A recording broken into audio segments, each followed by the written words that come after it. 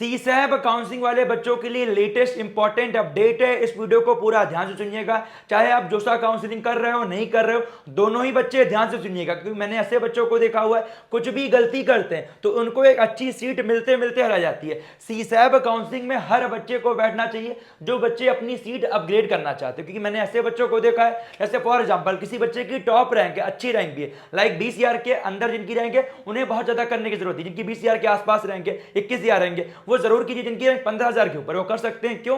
क्योंकि कई बार ऐसा होता है, अगर मान लो कोई बच्चा 10,000 वाला 12,000 वाला बच्चे, किसी को ट्रिपल आईटी हैदराबाद मिला है, किसी को कोई और अच्छा बिट्स मिला हुआ है, तो वो राउंड 5 में सीट विड्रॉल करेगा, वो एज अ वैकेंट सीट जाएगी। अगर मान लो उसकी सीट अपग्रेड होती है तो वो सीट भी आपके फर्स्ट राउंड में वैकेंट होगी, तो आपको वो सीट मिलेगी, ये ध्यान रखिएगा। तो ये बच्चों को मालूम नहीं होता है। तो सी सैब काउंसलिंग का मतलब यही है कि जोसा में जो सीट मिली है उसको रह के भी आप कर सकते हो, तो उससे अच्छी ही चॉइस फिलिंग कीजिए। चॉइस फिलिंग अच्छे से करना मैंडेटरी है, एंड आपको अगर वो वाला कॉलेज मिलता है देन आपका ये वाला जाएगा, अदरवाइज ये तो रहेगा ही रहेगा। तो अच्छे से चॉइस फिलिंग एंड आपको हर चीज करना मैंडेटरी है। तो आइए पूरा डिस्कस करते हैं। चैनल को सब्सक्राइब नहीं किया कर लीजिएगा, आपके भैया पूरा आपको लास्ट तक सपोर्ट करने वाले। मैंने ऐसे बच्चों को देखा है वो कुछ भी मिस करते हैं, एक बेस्ट डिजर्विंग कॉलेज उनके यहां से चला जाता है। तो मेरा यही मानना है हर चीज अच्छे से कीजिए तो गारंटी आपको मिलेगा। बात करें भैया सी सैब काउंसलिंग में एलिजिबल कौन है? सी सैब काउंसलिंग में हर वो बच्चा एलिजिबल है जो बच्चा जेई मेन का एग्जाम दिया और इसकी एक रैंक आई है। कट ऑफ क्लियर है नहीं क्लियर है उससे कोई मतलब नहीं है। आप खुद सोचिए, जनरल कैटेगरी में GFTI up to 10 lakh rank तक मिला हुआ है। तो आप खुद सोचिए कॉलेजेस मिलते हैं क्योंकि यहां पे वही बच्चा बैठता है जिनको जेन्युइन में कॉलेज चाहिए होता है, क्योंकि आप जानते हो जोसा फ्री ऑफ कॉस्ट में होता है। जब आपकी सीट मिलती है तब आपको एसएएफ पे करना पड़ता है। यहां पे आपको स्टार्टिंग में ही इंस्टीट्यूट एडमिशन फीस 1 प्लस आपका एसआरपी वाली चीज है वो आपको करना पड़ता है, जो आपका रजिस्ट्रेशन चार्ज वो टोटल 45,000 रुपीज है। जनरल ईडब्ल्यूएस ओबीसी वाले बच्चों के लिए, एससी एसटी वाले बच्चों के लिए कम है। मैंने पूरा डिटेल में वीडियो बनाया हुआ है। एंड जिन बच्चों ने पीएएफ प्लस एसएएफ पे किया हुआ है उनका मात्र 5,000 रुपीज लगेगा, क्योंकि उन्होंने ऑलरेडी पे किया हुआ है। एंड जिन बच्चों को एनआईटी ट्रिपल आईटी जीएफटीआई मिला है उन्हें 24 से लेकर 26 जुलाई के बीच में पीएफ पे करना मैंडेटरी है, क्योंकि आप नहीं करते हो वो सीट एज अ वैकेंट जाएगी सी सैब में। जिन बच्चों को एनआईटी ट्रिपल आईटी जीएफटीए मिला है उन्हें पीएफ 24 से लेकर 26 जुलाई में पे करना मैंडेटरी है। उसके बाद ही आप जाइएगा सी सैब में, क्योंकि आपकी वो सीट तो फिक्स रहेगी, फिर उससे अच्छी अपग्रेड होगी तो आपको वो मिल जाएगी,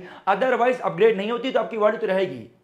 ये ध्यान रखिएगा। है ना, जिन बच्चों को आईआईटी मिला हुआ है वो भी सी सैब में बैठ सकते हो, उनका पूरा 45,000 रुपीज जाएगा। बट मेरा पर्सनल रिकमेंडेशन है आईआईटी मिला है तो आईआईटी में जाइए। क्यों? आप एक सीट खराब कर रहे हैं, अगर आप सी सैब में जाएंगे तो वो आपकी सीट खराब होगी, अदरवाइज आप राउंड 4 तक विड्रॉल कर लीजिएगा, वो ज्यादा बेटर है। आपको सी सैब में जाना है। एक चीज ध्यान से सुनिएगा, अगर आपको अपने रैंक पे बेस्ट कॉलेज चाहिए, हमारा सपोर्ट है, फुल सपोर्ट। मात्र आपको सोचिएगा ये आपका 999 रुपीज का है, इसमें आपके रैंक पे आपको बेस्ट कॉलेज दिलवाया जाएगा। जो भी आपको कॉलेज मिला उससे अच्छा कॉलेज ही भरिएगा, जो आपको डिसीजन कर सकते हैं, कोई दिक्कत वाली बात नहीं है। आपके रैंक पे बेस्ट चॉइस फिलिंग ऑर्डर हम खुद बना के भेज रहे होंगे। एंड अभी से लेकर टिल लास्ट सी सैब राउंड 2 तो सपोर्ट रहेगा 15 अगस्त तक। जिसका जो डाउट रहेगा सब डिस्कस कर सकते हो, लिंक आपका डिस्क्रिप्शन में दिया गया। एंड आपको सोचिए आपके पिछले 2 साल 3 साल की मेहनत है, कुछ भी दिक्कत होगी बाद में आपको ही रहेगा। तो ये अभी आपका मिनिमल कॉस्ट में, जल्दी इसके प्राइस इंक्रीज होने वाले, तो सपोर्ट जरूर लीजिएगा। अदरवाइज बोलोगे भैया आपने बताया नहीं। एंड जो आपका फोन सपोर्ट है 499 रुपीज का, इसमें 1 टाइम कॉल सपोर्ट है, लिंक आपका डिस्क्रिप्शन में दिया गया।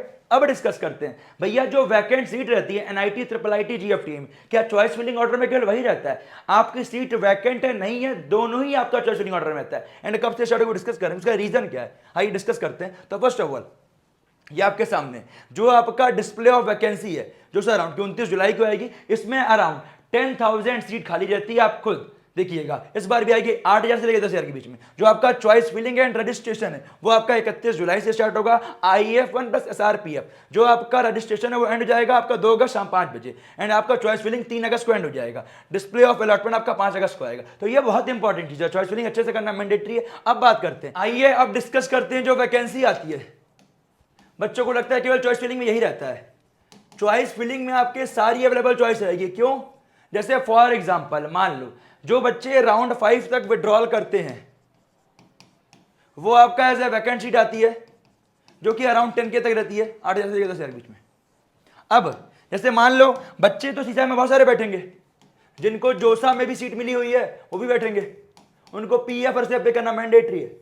जोसा में सीट मिली वो भी बैठेंगे, ठीक है, बच्चे सब एलिजिबल हैं। जैसे मान लो कोई बच्चा ऐसा है, ए बच्चा है जिसको जोसा में सीट मिली हुई है,